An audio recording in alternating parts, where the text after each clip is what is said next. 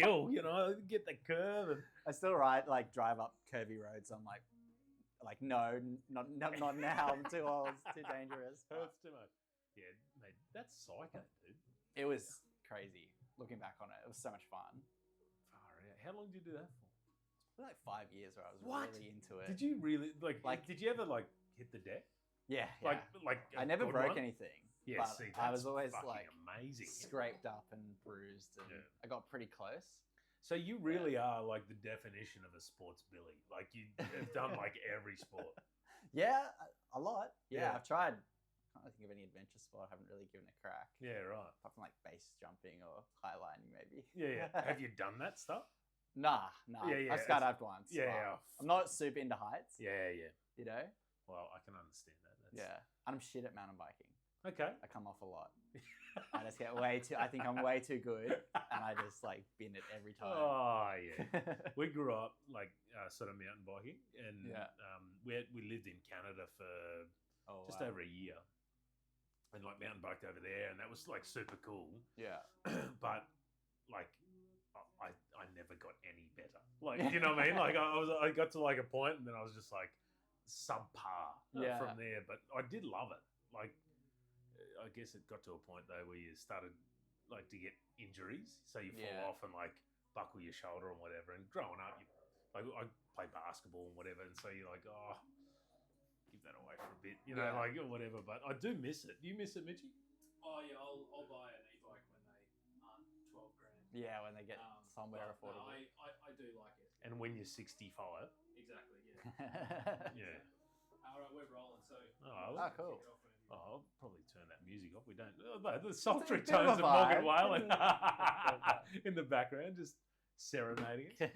Timmy, good to have you here, mate. Thanks for having me. I think, and we'll dive into all of that, in a minute as far as how we met and all that stuff. But for those who don't know, Tim is a sports billy, like we were just talking about. He does a lot of different sports.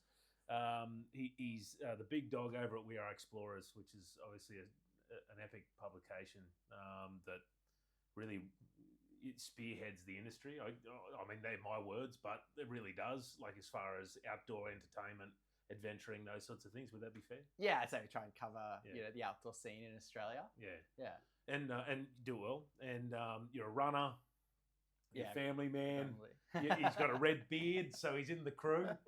It's the main reason I got the invite. Yeah, otherwise we're going to have to take your lunch money and give you a wedgie, But no, thank you for being here, and thanks for coming up. I think I really want to understand more about your job, yourself, your history. But obviously we got connected in Tassie, right, or through that Tassie project. When did you hear about the Tassie project, internally? Because we worked with We Are Explorers. When did that sort of come about for you? I guess, I'd already heard of your first mission and the film, so I was aware kind of you, but didn't know you. And I think it was actually just Anna who had been kind of told that the job was happening, New Balance were involved, we were going to be helping promote this mission. And she was just talking about you and saying, you're so friendly. He's an idiot. Calls me up and just has a yarn. And Anna's got a really good read on people. So the fact that she deals with all kinds of clients. Yeah, I'm sure. And she was just this guy he's great. He's so stoked. Awesome. I'm stoked. I want to run with them now. I'm going to have to pay him for this. Or Anna for the feedback. Yeah. Oh, that's cool. That's awesome. So it there was a bit of context, I guess, to what we were doing, right? Yeah. Yeah, awesome. And I think Anna was telling me that when we were going through some of the planning, it was I think I asked who from the team's coming down, and she's like, "Oh no, Tim's put his hand up, he's coming down," whatever, which is super cool. And I want to get into some of your running soon, but cool. It was really cool to have you down there. I know you didn't have to, as a part of these things, but it was cool to have you down there and as a part of the project. And right now we're in the midst of Mitch is cutting up film from that project. Yeah. We had a podcast here yesterday from some of the guys as far as round 2, the guys sharing their stories and whatever. But I guess it was cool to have a lot of, I'm going to say big businesses come and join our small little story, and we appreciate that. It was cool to sit around and have a few cans after and sort of reminisce about the day and enjoy what was going on. But mate, tell me, you were just telling me before, like you've done a range of different sports. You skateboarded down my street. Well, maybe not, but you thought you might have. But how'd you get into running? What's the deal? Like it's pretty boring when I was younger. Like I always kind of, I was pretty weedy, not a jock or anything like that. And was pretty crap at most sports. Yeah. Was famously in the H's for rugby in year 7. Okay, good. Was the lowest team. Doesn't matter.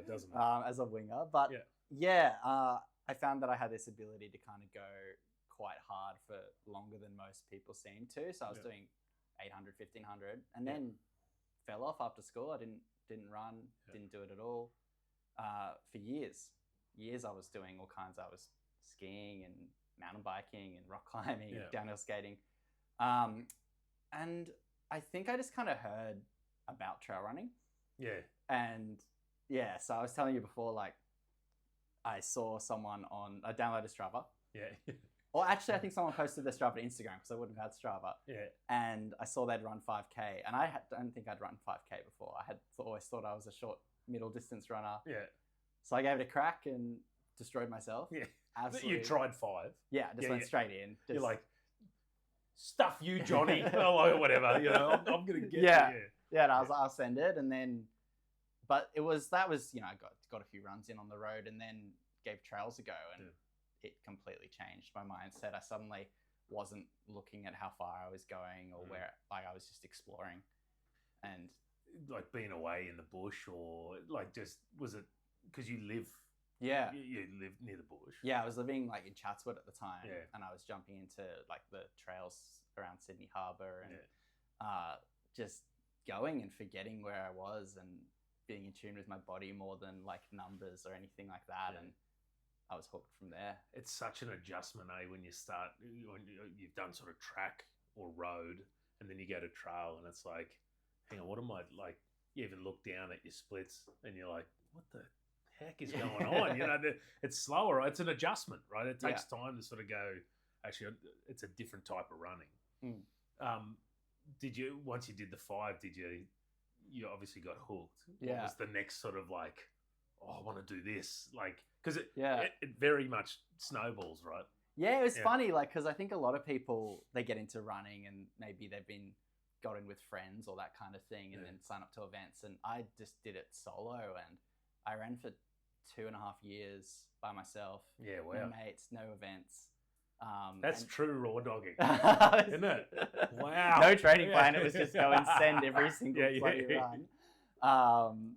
It was a really, I guess, now looking at how the people I know in running, it's probably a weird way to enter it, but it was also like 2018, like running hadn't gone through the kind of renaissance it's in now. It was, trail running was like pretty low key, really. Yeah. So I was just getting out there, but for some reason I signed up for the Sydney half marathon. I didn't sign up for a trail race.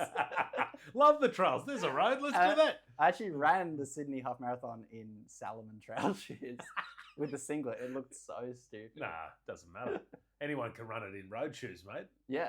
Someone in. I was in trail shoes. Yeah, that's right. No, none of the high stack cushion stuff. It was. Could you believe you'd done a half marathon? Was that like wild for you? It was crazy. Yeah, like to get up to that distance.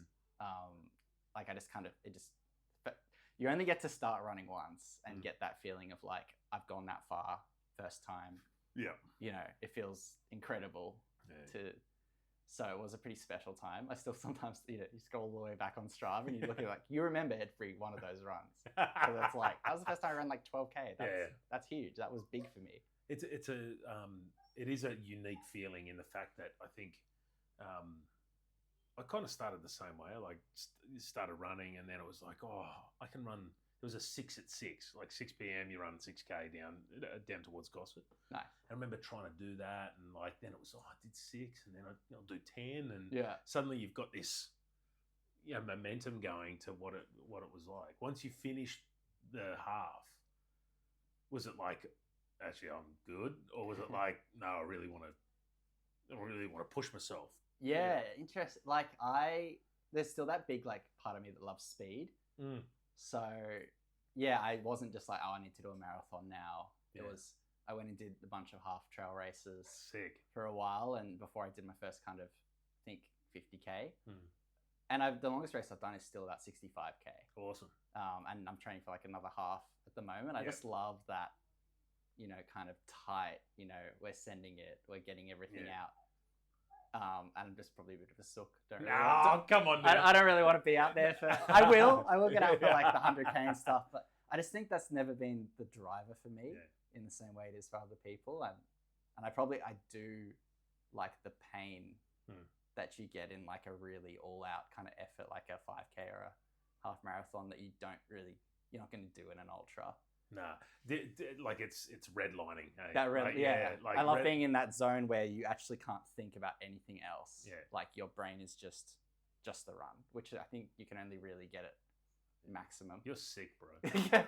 Probably. You're sick. Yeah, it's a cool thing. And like, what is even like more wild is you get people that go to these like 50s and 100s.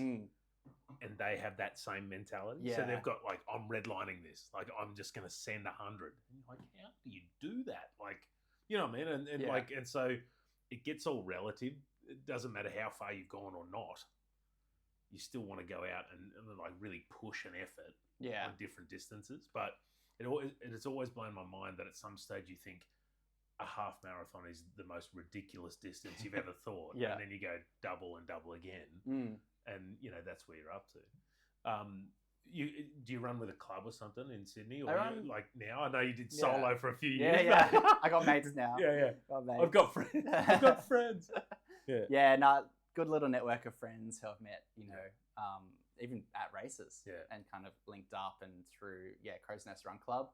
Okay. Pace Athletic has, you know, run clubs at all its stores. And I still do a lot of solo runs. I still think that's like important for my headspace and just to do exactly what I want to do as well.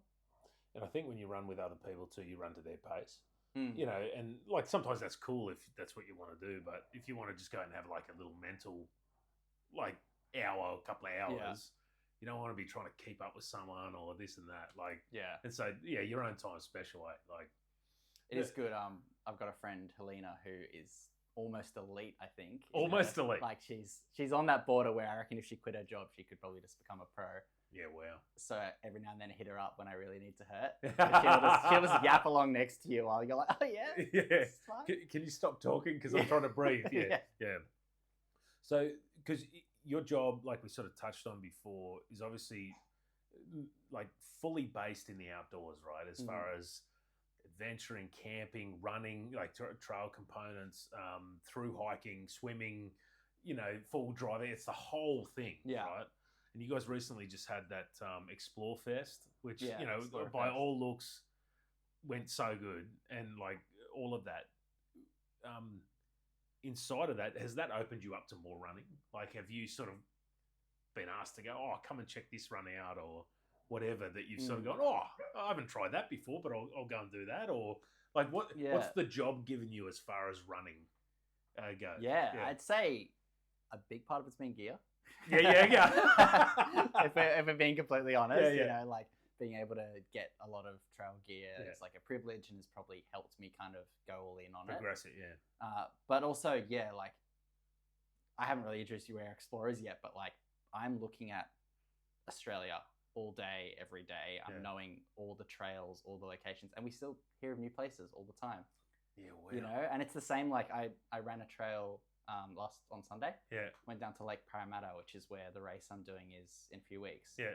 Never been there. 25-minute drive, 21 k's of trails, bushland. Never been there. Like it was gorgeous. It was phenomenal, and I was like, this is crazy. You know, I've been running for 10 years in this city. I've lived here my whole life. I've never been to this trail that's like less than half an hour away. Like it's that whole thing of like, even when you talk about traveling, right? People are like, we're going to Thailand and we're going to this and that, and we've got these like most wild beaches and shit here. Uluru, we got Tassie, we got all this dope stuff around, but we choose to go overseas, right? But sometimes you don't realise how good it is so close. And I think good on you for exploring. You know, like for going to check it out. But so what's the race there? That's called the Sydney Trail Half Marathon. Okay. It's this group called 180 Cadence. They're kind of doing races a bit differently, which is a bit fun. Okay, you know, I like that. 200 kind of people, and it sells out, Yeah. and you get free photos. Okay. So yeah, it seems like a cool operation. I like this different. I want different.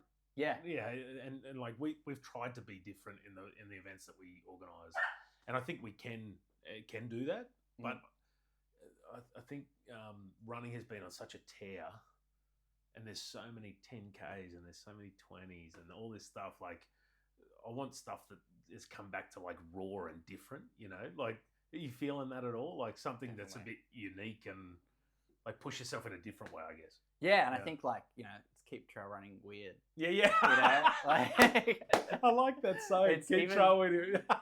Like, I think that's why the backyard ultras, I think, are so popular and getting popular because it's different format. It's not all about, and you see like run club culture. It's kind of, I feel like trail running is a bit, against that. Yeah. It's a bit counterculture, and I hope that it continues to be, and it doesn't all become like, UTMB and everyone trying to get stones. I want it to be fluoro and people doing fireball shots and stuff. Yeah, and you know what?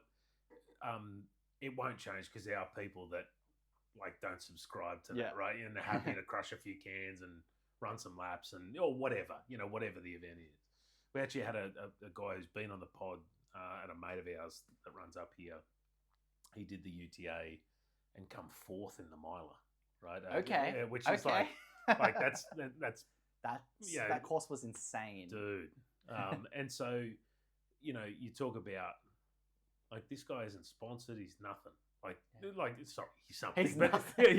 but you know what I mean? Like he's a family man. Yeah, runs his own business. Just went down and had a crack, and I think that's why I love trail running. Yeah. Like that for me epitomizes what trail running is about. It's like I got a normal life, like as far as life commitments and all the stuff that you got to do, but I can go out and like crush some stuff too. Like I think that's kind of cool. Whereas I feel like road running is really particular and it's really like focused. It's kind of like cycling road and like mountain biking, right? Yeah. That's actually just kind of hit me, even though it's so close. It's like, because I used to road cycle. Yeah, really? Yeah. And it's like, they'll step over your dead body to beat you at the crit race. Yeah. Mountain bikers are like, man, are you all good? Like, let's take you to the ambulance, And I think I like that. Keep trail running weird. That's I like that tagline. But so you've been with We Are Explorers for probably what, 8 or 9 over years? 8 years. Yeah, right.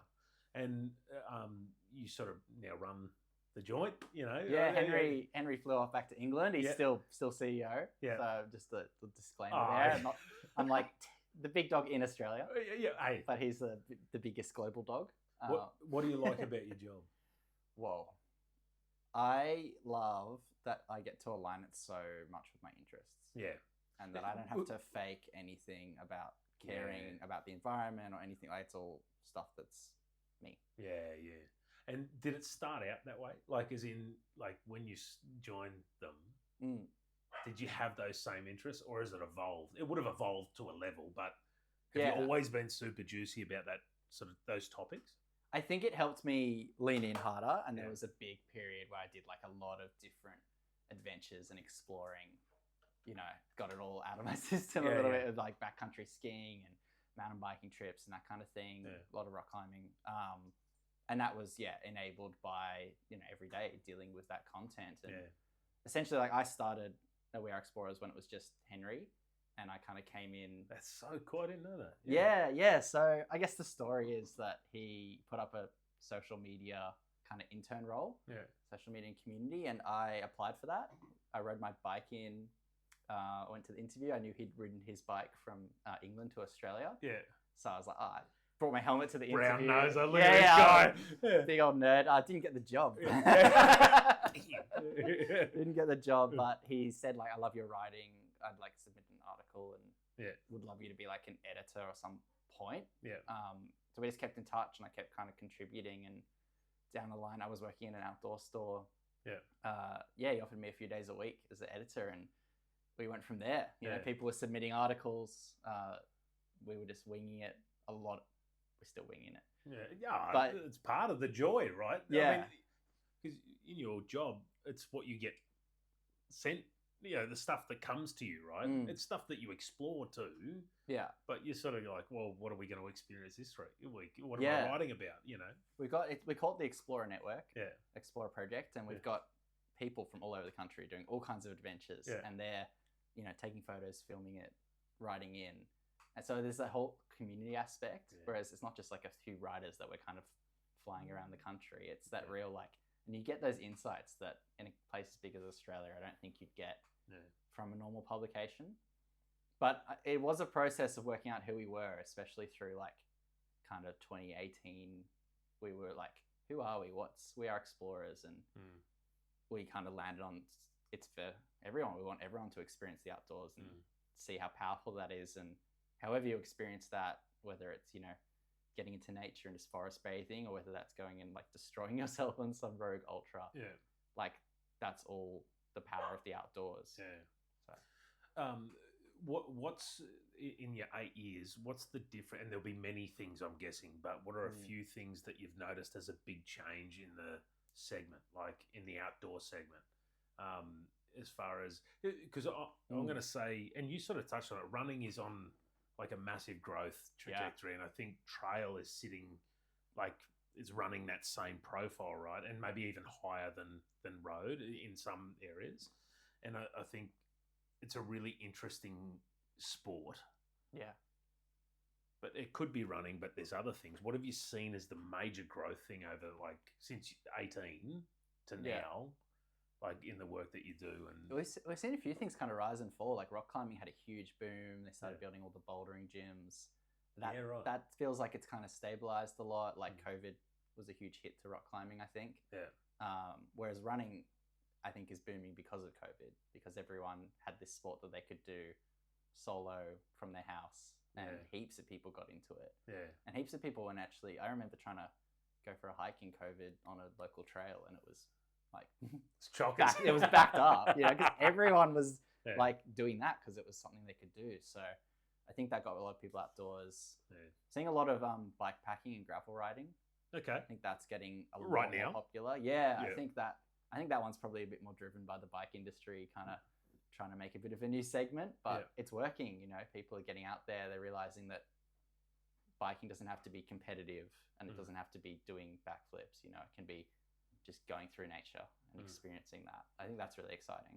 Oh, man, and it's actually like when you said that, the Tassie Trail is typically done by bikers and on horse. So, you know, which is really interesting. And so when you said that, you ran. Well, no. I mean, it's kind of not what I get at, but it like all of the study I did around the Tassie Trail was bikers, like through camping and stopping, and you know, they'd take them 7 days or whatever, and they'd stop at different spots and camp, whatever. But as I started to watch YouTube clips of that, I found that was the case. Like, there's all these, like, I'm going to say tour adventurer riders. What did you call them? Gravel bikers. Gravel bikers, bike packers. Yeah. That it's a huge thing. Like, I didn't even realize that was you always see that guy pedaling down the road that's got all the bags on and whatever, but I didn't realize how big the segment was. And it's interesting that you say that that's in such a growth profile. Yeah. But I think it's just, like, for us, it's ways people can move through nature. Yeah. You know, whether that's like walking, hiking, full drive, kind of touring. There's so many, all those ways are kind of following a path, and it's more about like where you are than necessarily like always being this kind of like competitive goal. Yeah. And look, you know, for our stuff, it's not about being competitive, you know, our adventures, you know, and I think that's why I like it so much. And you sort of touched on it, is the fact that none of the dudes that came on the Tassie Trail are athletes. We're not anything special. Like, we're all dad runners, you know, like whatever. But it was the adventure that was the fun bit. And I think, sort of to pick up on what you're saying, I'm not surprised that that's becoming a thing where you go, well, like, I don't really want to run a sub-4 marathon. I want to go on an adventure. I want to do something that's a little bit different. Yeah. Are you seeing in some of the articles and stuff that come through?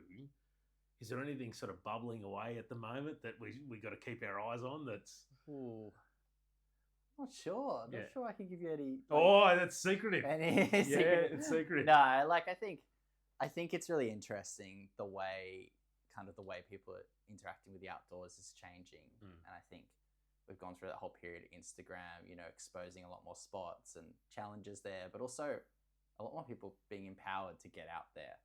I think it's really cool when people can get out there who didn't think they ever could do that. Yeah. Okay. Yeah. Like, oh man, it's like we're talking about before, 5K, 10K, 21, but like, I'm going to hike through this trail. Yeah. I didn't even realize you could do that, or it's new, or it's whatever. Yeah, okay, I got you. Yeah, it's cool. I think there's going to be a lot more kind of piecing together routes as well. Okay. I think a lot of people, like, bikepacking is great for that. Yeah. Because people don't, necessarily just follow a specific trail. They kind of share that information.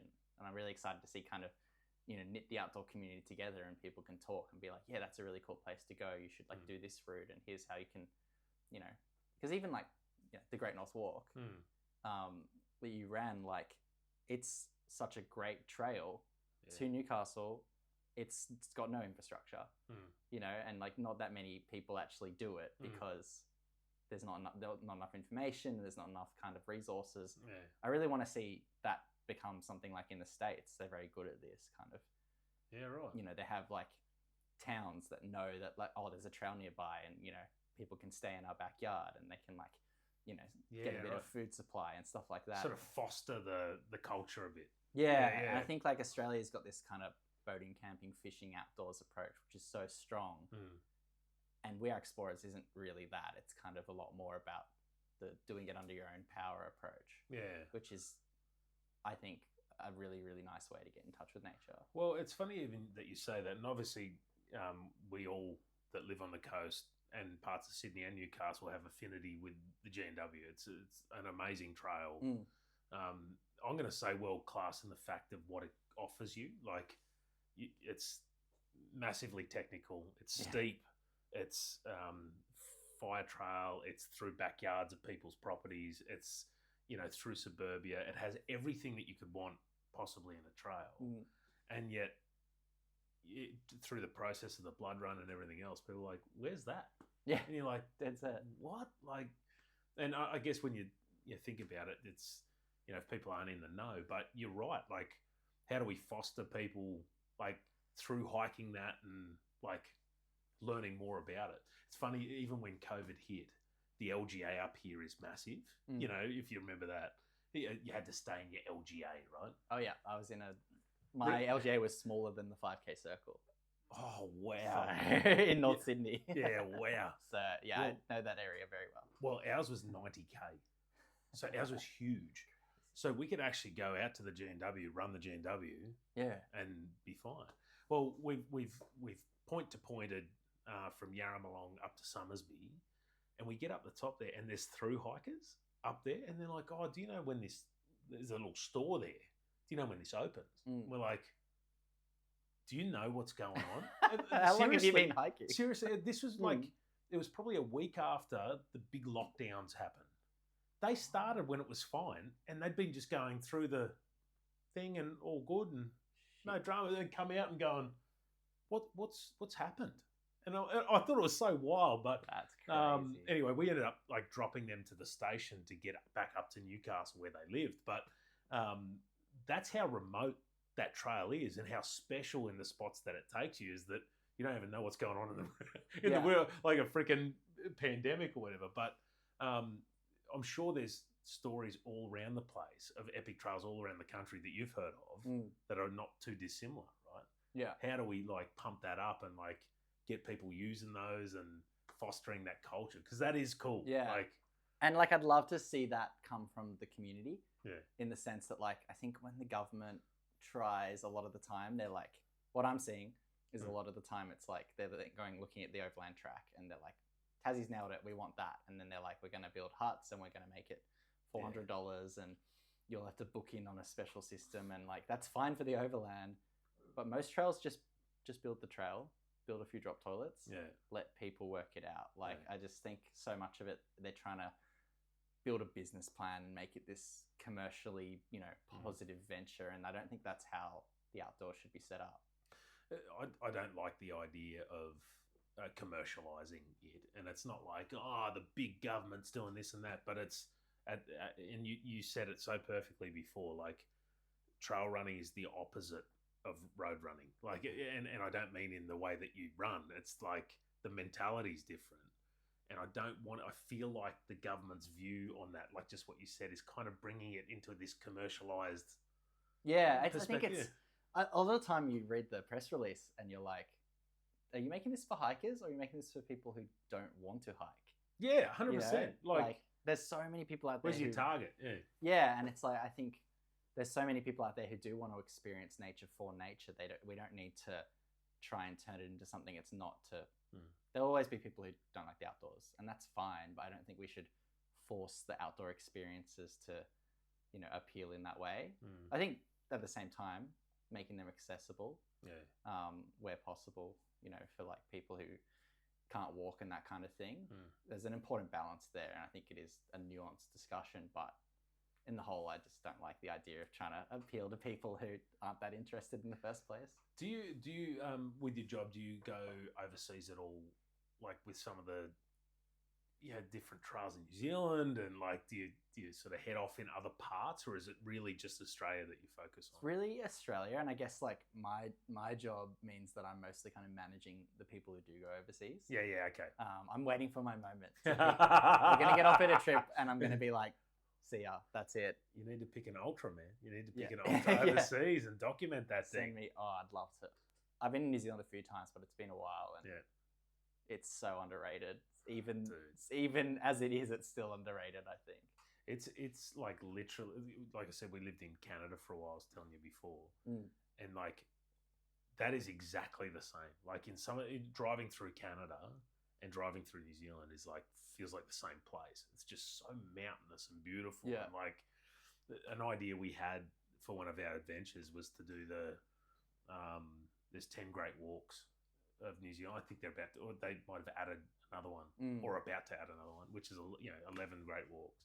And what I wanted to do was get a bowl with numbers 1 to 11 in it, and you pick it, and that's the one you do. So you might run 30K, or you might run 100 mile. You don't know, right? And so, but as I was looking through the different trails, they're all just amazing. They're all just like picture card stunning, right? Yeah. So I'm sure you'd be stinging to get over and like explore some of that stuff and document it and write articles and bits and pieces. When I was in a while ago now, I was in Norway. Yeah. And we were hiking and camping, and we were talking to this Dutch woman, explaining why we were there and what we'd come for the fjords and then the mountains, and she just said, "Why didn't you just go to New Zealand?" And it's just there. Norway's it's like a 40-hour flight. It's like the most expensive country to do anything, and I was like, why didn't we go to New Zealand? Damn you, whatever your name is. Yeah. We'll call her Helen. Damn you, Helen. Yeah, far out. Mate, I want to take you back to Tassie because, like I said, I really appreciated that you came down and you wrote a wonderful article about the whole sort of project. Tell me what, you came, we had a little run from the pub there, with some of the run clubs and whatever. And then after we hung around and had a couple of beers, and we talked with or referred to a young fella that was sitting inside that's got leukemia, and he sadly is not in a good way at all. In fact, he's in an induced coma and probably won't wake up. Yeah, we sort of found out more recently, a couple of days ago, and which is terrible. In fact, it's fucking terrible. But it was this, for me, it was like this whirlwind of emotions. We had this like amazing activity, great community, all this like good energy and like positive, everyone's happy.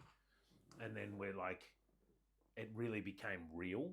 Like this young fella inside brought his family along, and his wife's pregnant, and there's that whole energy going on, and I really got a sense of like, us and our crew, like it really did round out why we did the week, and it felt in a lot of ways that that's how it was meant to be, and we didn't really plan that. We invited the guys thinking that he'd only just come out of hospital, and they turned up, and I just thought that was such a nice fitting moment for us anyway. Tell me what you were left with when you came along, or what you expected versus what you left with of the event, because we haven't really talked about that, but I'd be really interested to sort of go, what did you walk into versus what did you feel when you left? Yeah, I think it's a really great question, because I have one thing with the job is I've been to a lot of kind of running shoe launches and various running activations. yeah. That's the buzzword. Yeah, and you get all sorts, but a lot of them do feel very much just like excited about a brand or a product, or they might have some kind of ethical or thing, but it feels a bit tacked on. And it was so clear with this event that wasn't the case at all, and that this was kind of ground up, something that affected you deeply and the whole team, and that everyone was really on board with that. And I think that was me. Like, I had a family member who we also lost to leukemia, so I think I was already the trail runner guy, but it was kind of a given that I was coming, because there's a strong connection. There's a strong connection. It was close to me too, but I think it was just, I really loved that ability to bring that into an event that is about having fun and everyone kind of connecting. And it was, it was an afternoon on the weekend, but we can talk about those things openly and how they affect us and how important it is, that we get behind each other and love each other. Yeah. So yeah, I was expecting it to be good already, the event. Right. Like, I was expecting a level of that, but it still stuck with me just how like public it was and real it was. And that, thanks for sharing. And I know you've been impacted. I don't know how comfortable you are about sharing your story on that, but I think in the podcast yesterday, I was talking about we talked about the after party, and I was talking about how I got up to talk and say a few words, and it moved me. Like, after seeing Zach and Zoe inside, and like, the New Balance guys are very much not the guys that's like, let's hype up the shoe, right? That's their job, and of course they've got to do that. But what I love most is that those guys turned up and just like fully supported the event for what it was. And if you looked at it on stats, you go, who the fuck are these guys? Like, there's nothing, like, if you went on metrics of followers and all that stuff. But I appreciated that people like yourself, people like them, came down and like made the effort to be at this thing. And as I got up to talk, all the like excitement of the week and all of that sort of drifted off, and I really started to think about this young fella, and it sort of it gobbled me up a bit. I'm thinking, oh shit, I'm going to cry in front of 100 odd people, and which is also like fine and kind of powerful in itself. Yeah, and like I don't choose it to happen; it just happened, right? And I think running with purpose is the thing I want to get to, right? And I think running can be such a selfish sport. You know, we run off if we're training for something for 3 hours up in that bush up there. Of a morning, you get back, get the kids ready, and it's this thing. On the weekends, it's 5 or 6 hours. It's really an inherently selfish sport. And I look at it and I go, nothing's worth doing without doing it for something bigger than yourself. And it doesn't have to be about blood cancer. It can be, I'm supporting a mate who's trying to run 50K. I'm going to go and train with him. Or I've got a mate that's struggling mentally, and we're just going to go run 3K and have a coffee. Like, running with purpose is something that I think has changed the trajectory of our lives in the way that we run. And when you just said that you've been to all these launches, and it's like, it feels kind of, you didn't say this, but fake was the word I sort of took from it, where it was, and it's not fair to say fake, because that's brands representing their their product and getting it out there, and that's how they do it, right? But what's the difference between like having a run and then going, I had an experience, right? Yeah. And I think I'm really interested in your take on that. Like, you've seen a lot of these things. How do we create experiences at these things that people are left with? Holy shit, that was awesome! Like I felt like I laughed, cried, laughed again, like whatever. That people feel both comfortable, rewarded as far as an activity, but feel like they've done something good. Does that make sense? Yeah, totally. Like I think what you're kind of getting at is like authenticity. Yeah. And it's that idea of what does this mean? Why are we doing it? We're in a world where there's AI, obviously, it's a big thing, but also just a lot of stuff is driven by numbers. How many sales did that ad make? And what was the exact return on investment of that thing that we did? And a lot of human things just don't respond to that. How people felt when they came away from an event is going to be based more on a level of connection that you can't necessarily break down into to numbers and sales and that kind of thing. So I think there has to always be this human element, and that's for brands, but also just for people when they're putting something together. What's the purpose? Is it ego, or is it I love that checking in with a mate idea. That's something I do quite a lot. Let's go for a run and talk. I actually think that's probably why running's so great, is that it's one of the few sports you can just talk while you do it. Well, apparently it's how you meet women, Tim. Now, I don't need to meet a woman. I have a woman, but I do too. Yeah. So Tim has a woman too. Mitch has a woman. But yeah, we're all women. But apparently that's how you meet people now. Like, I mean, that's what I've been told, is that going to run clubs and stuff is how you can meet women. But back to what you were saying, it's like, how do you reconnect with people, or reconnect or connect? But it doesn't have to be, let's go and fucking crush 10K. It's like, let's get a cuppa and walk, or let's get a cuppa and go for a hike up the mountain. It doesn't have to be this like, I'm going to drop sub 5-minute Ks up the mountain type of thing, right? It becomes this purposeful situation. I think so many times we're focused on the Strava stats and not the reality of the connection. I think I had an inkling that you were going to be that kind of person when I realized that you were a caller, not a texter. I'm a caller. You're a caller. Yeah. Yeah, you're the kind of person who's just like, nah, just call them. Yeah. I've got a few mates who are callers. Yeah. Or maybe a voice note, but those people, I don't maybe talk with them as much. Yeah. But when I do, it's like, you get everything. Yeah.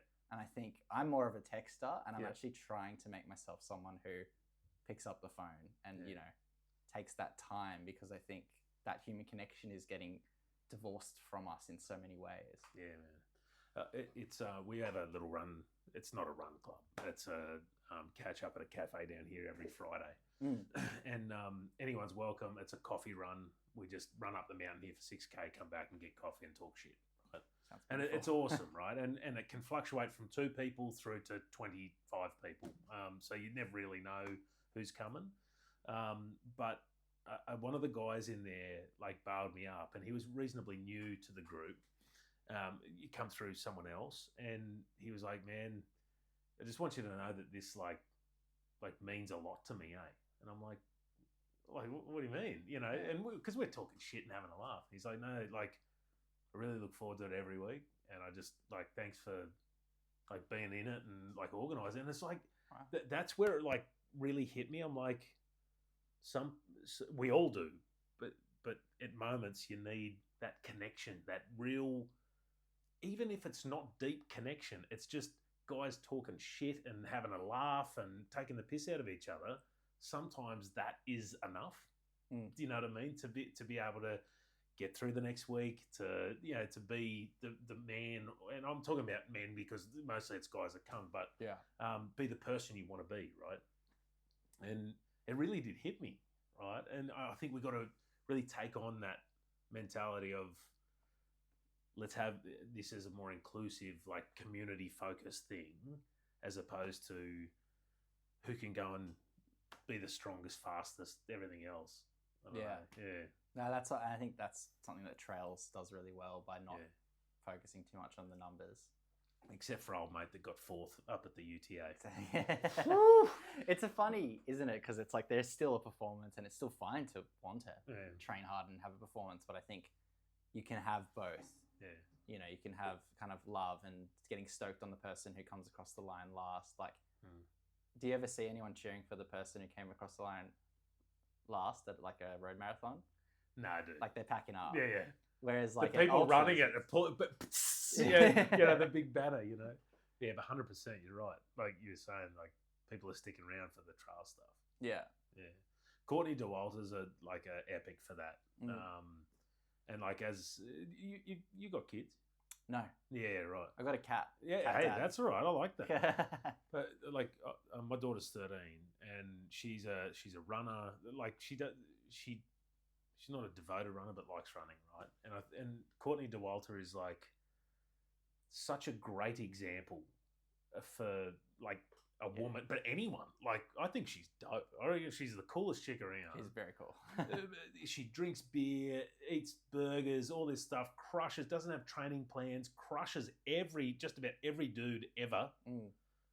But then showers, comes back and watches every single person finish that race. And I think that is what trail running's about. Like, that's exactly the heart. It's like, I don't care if you're out there for 10 hours or 110 hours, I can appreciate the effort that someone's put into completing this event, you know. My mates and I have been trying to force ourselves to volunteer more at the races. Yeah, wow. And I got to say, like, if people listening haven't done it yet, it's the most rewarding thing. So what did you volunteer? At Buffalo. Oh, sick. Yeah, okay. The race was on the Sunday, so we volunteered on the Saturday. Where were you? Because we had like 50 dudes or 50 people down there. Yeah. Running all sorts of different things. So you were at the Mara. You were. I was running the Mara. Okay. The day before we were at what's it called? It was like I've forgotten something car park. Euroka? Is that right? Urban. Urban. Yeah, down the bottom. Yeah, right. Yeah, so we got to see the people coming last in the 100 come in. Wow. And they were hurting, you know, making noodles for them and kind of like giving them a few cheers. Like, it's all right. Yeah. The sleep is 10 minutes behind. It's going to be okay. And they were like 28 Ks in at that point. An hour later, you know, Michael Dunstan comes through like 75 Ks in and he's like sprinting. So it was like, you just got all parts of the race and you were right there and you were actually helping. And yeah, I was just like, man, I really need to do this more. And I think Single Track does such a great job as well. Great events. We've been going to Buffalo since 2016. And it started, and I love telling this story, it started like as a boys' trip, right? We'd go down, do the Mara, crush 100 cans, and then the next day drive home, you know? And now it's turned into, we all take, there's like 50 of us that go. And I'm talking about the little kids race through to people doing the 100 and everything in between, right? So every day there's something going on and whatever. And their event has really fostered a community spirit, right? Which I think is super cool. And it would be, in my opinion, one of the better trail race in the country, probably. Yeah, that I was very impressed. Yeah, it was really good. And so we'll go every year just because it's become a tradition. But what a great place to do it. Yeah. Like, come on now. We're not finishing at the brewery, which I'm not loving. Yeah. We used to do that. So you used to finish, get a pint and sit in the river. And that was a real treat. But I think it's too big now, which is probably the blessing and the curse. Yeah. But I like your idea around volunteering. And it's something that I've thought about too. Like just going out and being a part of it. And often I'll go out and just like go and see mates and stand at a checkpoint and yell at people for a couple of hours. But to actually volunteer, I think would be a super cool thing. Yeah, and I think like, you know, Single Track gave us a voucher based on how much time we spent, you know, that we could use on future races. You know, it's not just like some races, they don't really give you very much and they kind of expect it, but it's that community that makes it possible. Yeah, man. So I think it's really cool when races like understand that and get you around it.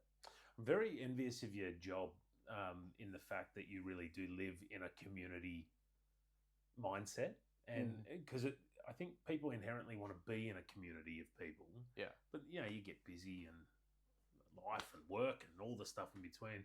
But you're kind of almost forced to come back to a community mind spirit because of your job, right? I'm so jealous of that. I think that's super cool. But mate, so what's next for you? Like you as far as running goes, like where are you? What's the next goal you want to achieve? I know you've got some stuff booked in, but what's the one that you're looking over the peak going, oh, I'd like to have a crack at that? If we're looking all the way, I really want to do CCC in Chamonix. Yeah, dude. I think it's a long-term goal. Like I'd need to get a lot fitter. It's 100K, that one.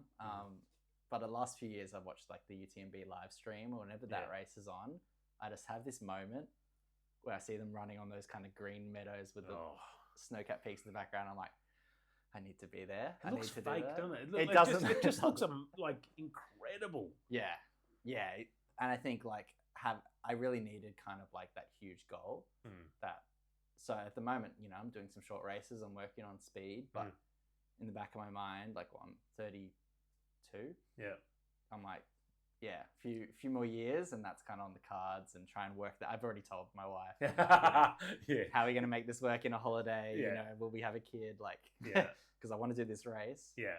And like, I love the high mountains. That's one thing that Australia doesn't have in the same sense. Even the snow is not. It's not quite the same. No.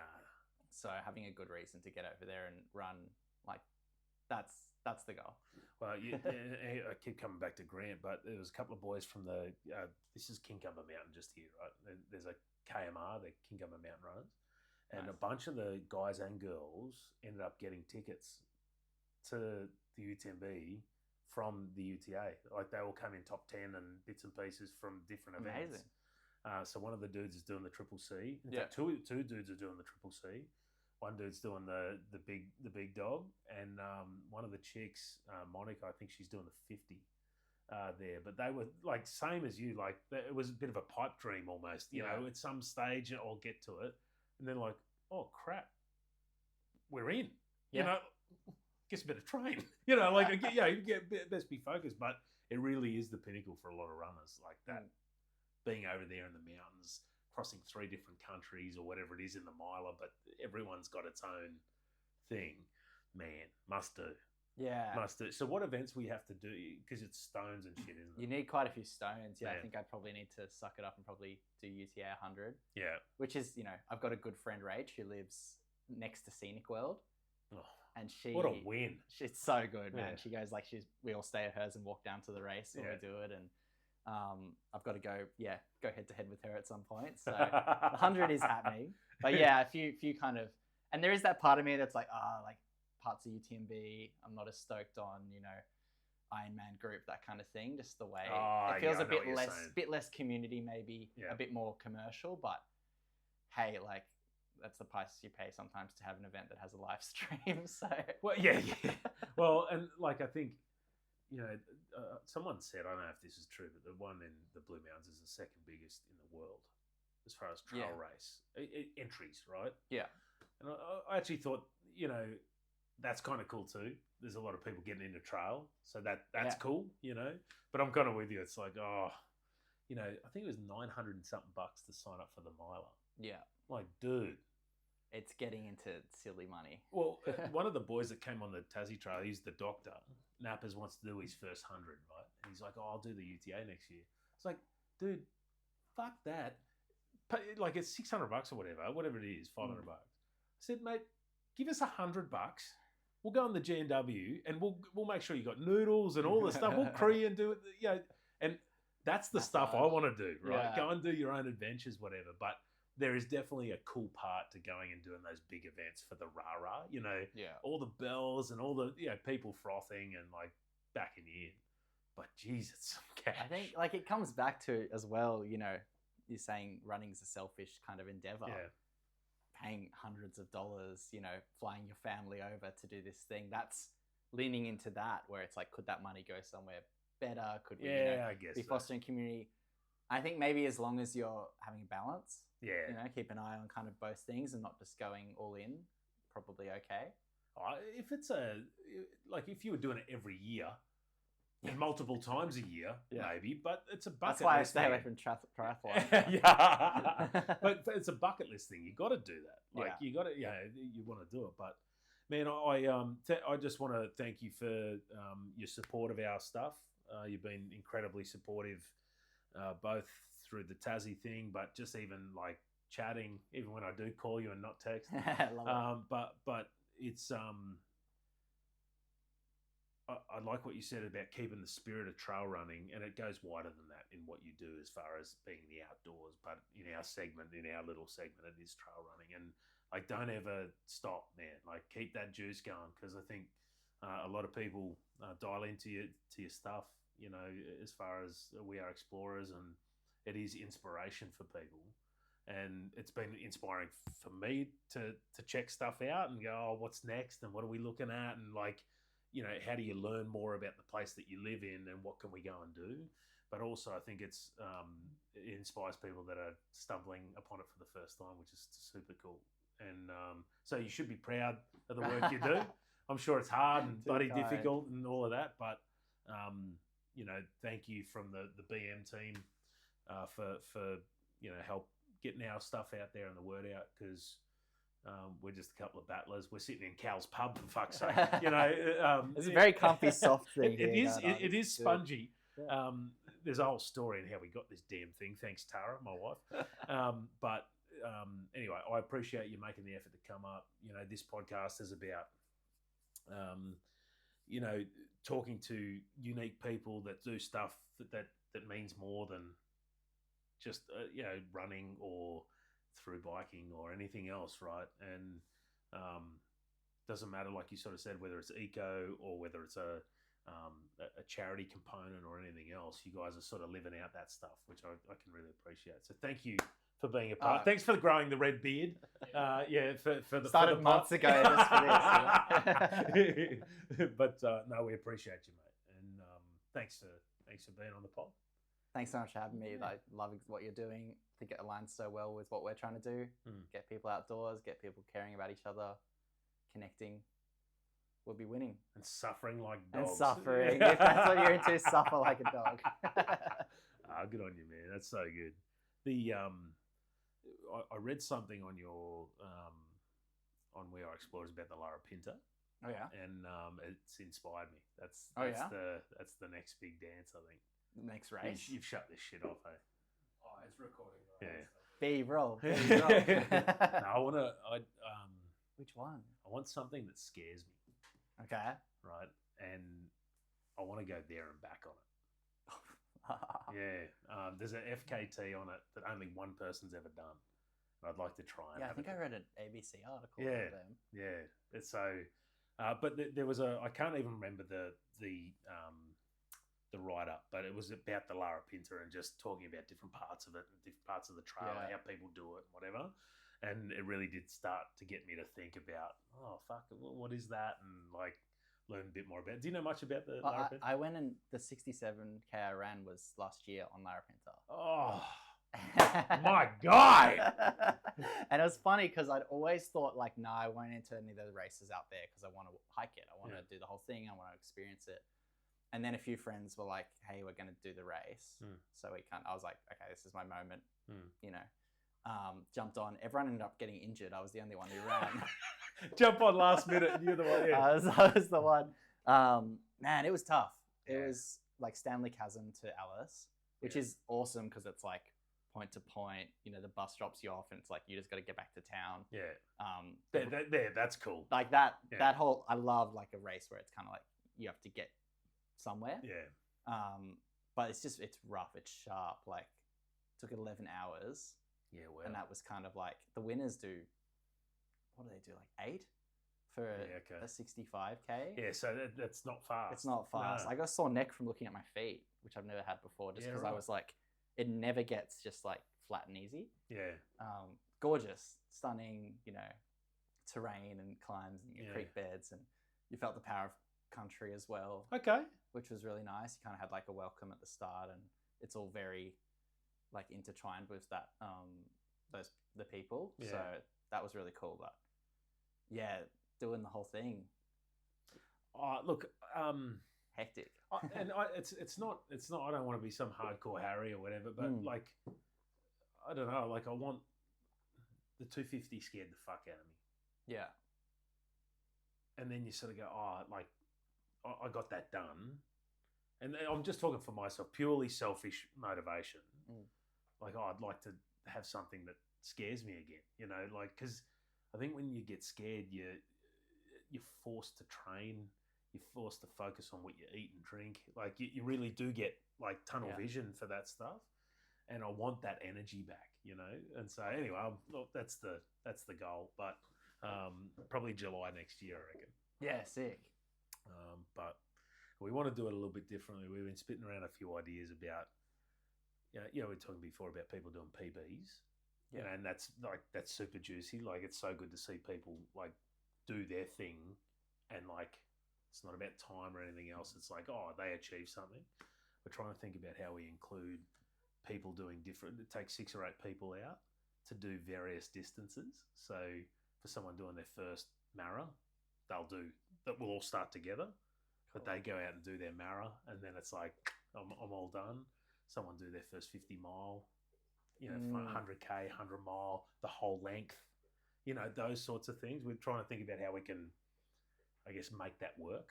Yeah. But I really like the idea of like personal achievement, you know, and of course we'll bring in the blood cancer component, and that's at the heart of everything we do. But I think when you have a combination of good thing, feeling good, and then a personal achievement, it's this red hot combo, you know.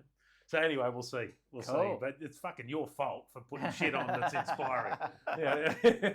Once the seed's planted. Yeah, and it just festers away, eh? Yeah. But anyway, but apparently, you know, we got to keep doing this stuff. Yeah, we got to keep exploring, mate. It's interesting what you said, like about how it gets you fired up to like eat well and train. Like, more and more, I've just been like, I actually just love the lifestyle of like, I have a reason to get up in the morning. Yeah. You know, do something before work. Yeah. Like, it keeps everything moving and makes me live the life I want to live. Yeah. Which I think a lot of people who don't run or train don't really understand. Yeah.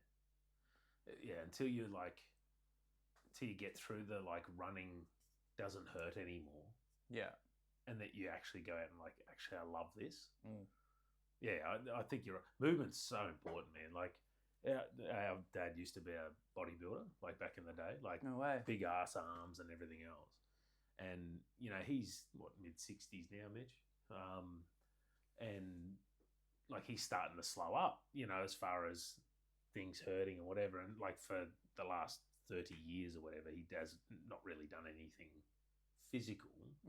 And it's starting to play up, and he's like, man, I've got to move again, you know, and it's been good because he's like inspired to go back to the gym and move and walk and like ride and all that sort of stuff.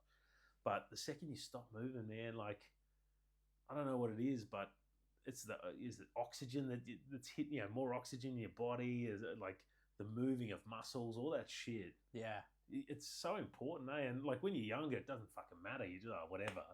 But at some stage, it really does. And I think which is kind of your point, set up habits now. Yeah.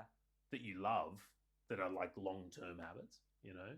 So that's cool that you got that. That's nice that you're feeling that energy, you know? Well, it's funny because everyone like thinks that I'm just flying around adventuring, but actually I'm mostly at the computer, if we're honest. So I do need to kind of have that nature time and that outdoors, and because I do work from home kind of full time. Yeah. How much of your time is, because you're a writer? Yeah. Do you want another beer? I'm still going on this one. Yeah, no worries. You're a writer. How much of your time is writing,